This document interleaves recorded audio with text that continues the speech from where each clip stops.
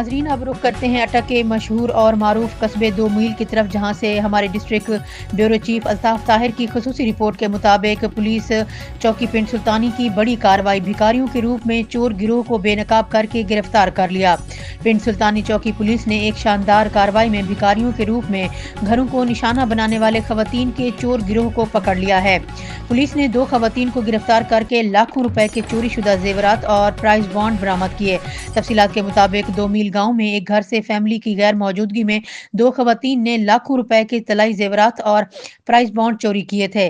متاثرہ خاندان کی درخواست پر چوکی انچارج سب انسپکٹر ملک شبیر کی زیر نگرانی پولیس نے فوری ایکشن لیتے ہوئے ملزمان کو ٹریس کر کے 10,50,000 روپے مالیت کا چوری شدہ سامان برآمد کر لیا۔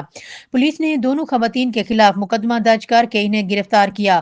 اہل علاقہ نے پنڈ سلطانی پولیس کی بروقت اور مؤثر کارروائی کو سراہا۔